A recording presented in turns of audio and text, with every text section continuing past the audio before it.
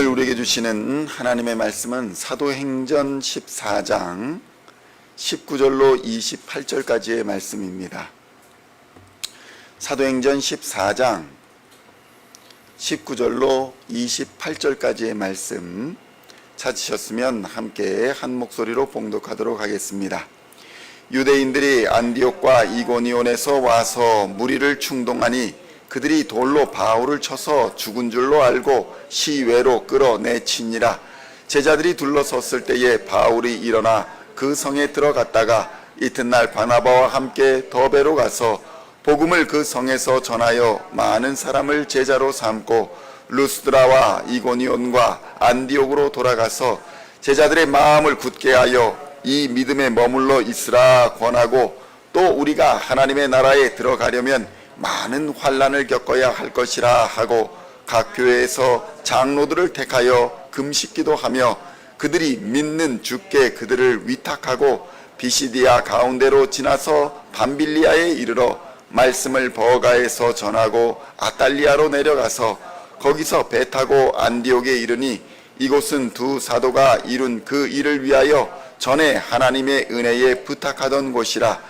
그들이 이르러 교회를 모아 하나님이 함께 행하신 모든 일과 이방인들에게 믿음의 문을 여신 것을 보고하고 제자들과 함께 오래 있으니라. 아멘. 할렐루야. 오늘은 사도행전 14장 19절로 28절까지의 말씀을 본문으로 진정한 믿음이라는 제목으로 은혜의 말씀을 함께 나누고자 합니다. 성도 여러분, 오늘 본문의 말씀은 사도 바울의 1차 전도 여행이 마감되는 것을 우리에게 보여주고 있습니다. 1차 전도 여행 속에서 여러 가지 일이 일어납니다. 그런데 1차 전도에서 특징적인 일이라 할 수 있는 일 중에는 바로 어제 다루었던 안진뱅이, 나면서부터 안진뱅이였던 사람이 일어나 걷는 놀라운 역사가 일어났던 사건을 들 수 있을 것입니다. 그런데 이 사건이 일어났던 바로 그곳에서 오늘 이상한 일들이 일어납니다. 바로 배신입니다. 배신과 배반이 세상에 난무하고 있음을 우리가 볼 수 있는 것입니다. 세상에서는 어제의 친구가 적이 되기도 하고 어제의 적이 오늘의 친구가 되기도 합니다. 배신이란 무엇입니까?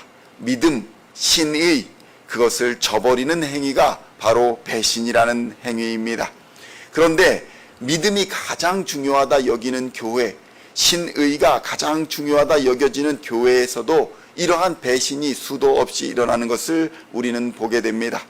예수님을 믿는다라고 그 믿음을 고백하면서도 예수님을 십자가에 못 박는 행위를 서슴지 않고 행하는 것을 보게 되더라는 것입니다. 결국 그런 사람들은 예수님을 믿은 것이 아니라 자신을 잘 먹고 잘 살게 해줄 누군가를 원했을 뿐이라는 것입니다. 그것이 예수님이든 예수님이 아니든 상관이 없었던 것입니다. 이런 사람들의 변덕스러움이 바로 오늘 본문에 나타나고 있는 것입니다. 어제는 제우스니 헤르메스니 하며 칭송하고 떠들었습니다. 그들을 예배하겠다, 경배하겠다, 송아지를 잡아왔던 사람들이 오늘은 유대인들에게 선동이 되어서 180도 변하여 오히려 바울을 죽이겠다, 이렇게 나서고 있는 장면을 보고 있는 것입니다. 사도행전 14장 19절의 말씀 함께 봉독하겠습니다. 유대인들이 안디옥과 이고니온에서 와서 무리를 충동하니 그들이 돌로 바울을 쳐서 죽은 줄로 알고 시외를 끌어내치니라. 성도 여러분, 어떻게 이런 일들이 일어날 수 있습니까? 어제는 제우스요, 헤르메스요, 이렇게 우리들의 목자요 라고 칭송하던 사람들이 오늘은 돌변하여 그를 돌로 쳐서 죽이는 일이 일어나고 있는 것입니다. 그런데 성도 여러분, 세상에는 어떤 일이 이런 일이 일어날 수 있습니까? 라고 하는 일이 생각보다 자주 벌어진다는 것을 우리는 깨달아야 합니다. 하나님의 교회를 배신할 뿐만 아니라 그의 믿음까지도 부인하는 것을 넘어서 자신이 몸담았던 교회를 무너뜨리고자 하는 사람들도 분명히 있다는 것입니다. 안진뱅이를 치유함으로써 많은 사람들이 바울과 바나바를 신으로 여겼습니다. 그러나 겨우 유대인들 소수가 와가지고 충동질을 하자 거기에 선동당하여 이제는 바울과 바나바를 죽이려고 하고 있는 것입니다. 성도 여러분, 이와 같은 삶이 우리의 주변에도 얼마나 많은지 모릅니다. 예수를 믿는다라고 입으로 고백하면서도 정치적인 생각이나 사회적인 관점이나 관습적인 생각들이 믿음보다 앞서서 교회에서 다투고 분쟁하는 경우가 얼마나 많은지 모른다는 것입니다. 교회는 이래야 한다, 저래야 한다라고 말하며 목사를 비방하기도 하고 말씀의 가르침을 인정하지 않기도 하고 좌파 우파로 나뉘어서 서로를 죽일 듯이 달려들고 있는 그 경우가 얼마나 많은지 모르는 것입니다. 이런 교회의 연약함은 얼마나 인간이 세상의 선전과 선동의 약한가를 적나라하게 보여주고 있는 것입니다.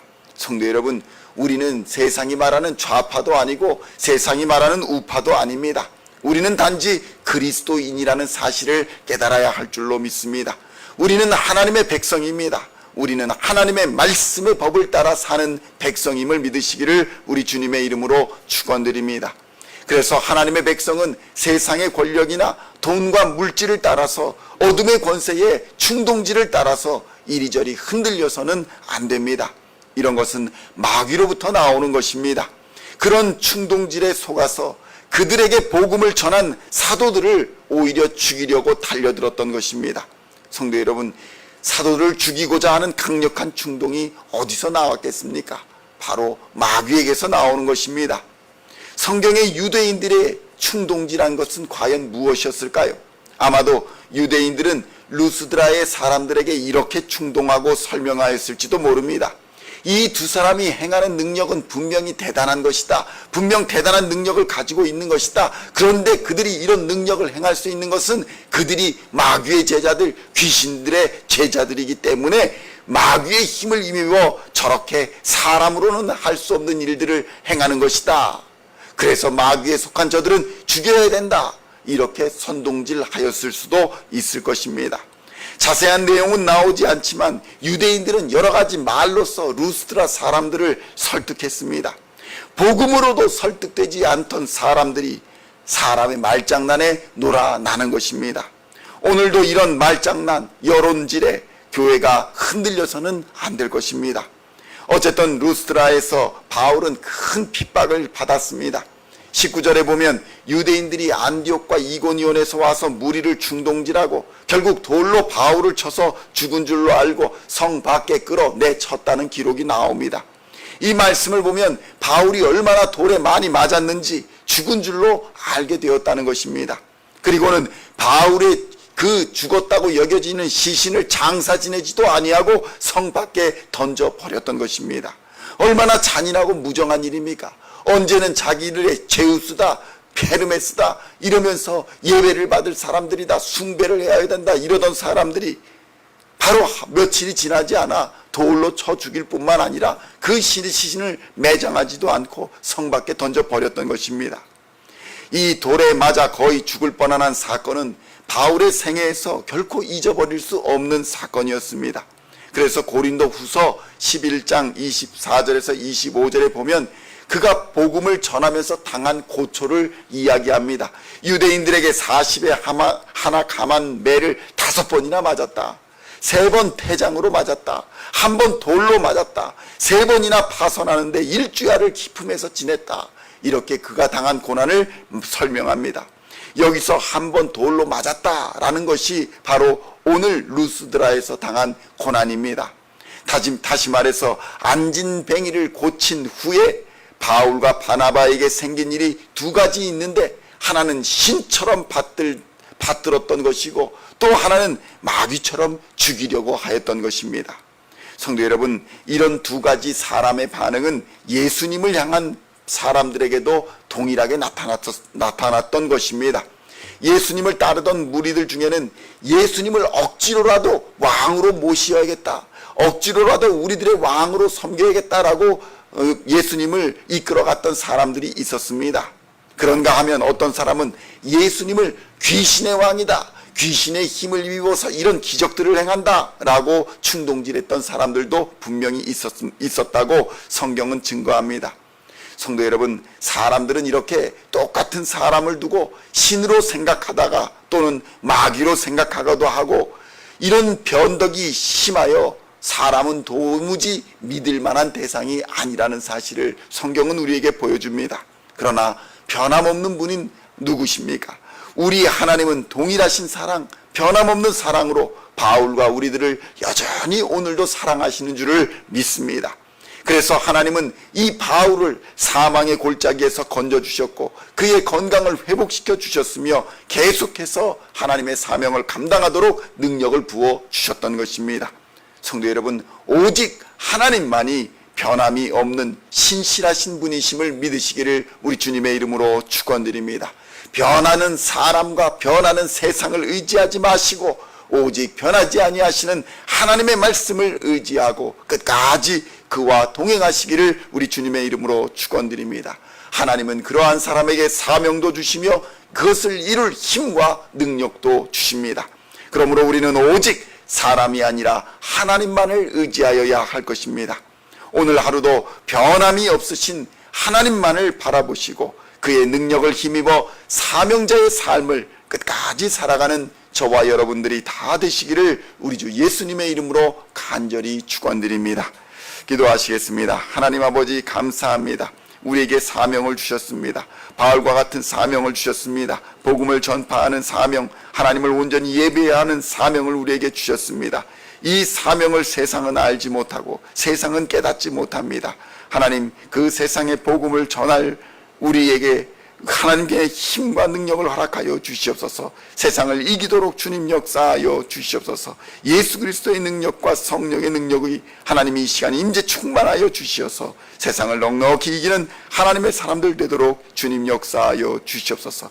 변덕이 많은 세상, 온전한 믿음이 없는 이 세상, 사람들을 의지하는 것이 아니라 오직 살아계신 우리 주 여호와 하나님만을 의지하며 그 말씀에 순종하여 오늘도 성실하고 하나님 앞에서 참되게 살아갈 수 있도록 주님 역사하여 주시옵소서. 부족하고 연약하지만 하나님께서 힘 주시고 능력 주시면 능히 감당할 줄로 믿습니다. 하나님 우리와 함께하여 주시고 모든 힘과 능력을 더하여 주시사 세상을 넉넉히 이길 뿐만 아니라 빛과 소금의 삶을 담당하는 우리 시온의 성도들 다 되도록 주님 역사하여 주시옵소서. 마음속에 깊은 두려움과 염려와 걱정들을 이 시간 십자가에 다 못 박아버리고 예수로 말미암아 새롭게 되게 하여 주시고 권세와 능력을 힘입어 마귀 권세를 이기며 어둠의 권세를 이기며 질병의 권세를 이기며 세상 권세를 이기는 우리 시온의 모든 성도들 다 되게 하여 주시옵소서. 감사를 드리오며 우리를 구원하신 우리 주 예수 그리스도의 이름으로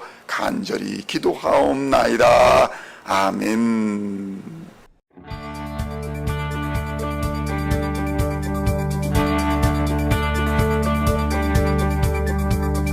Singing songs of thy praise, we are coming to you, dancing before your throne.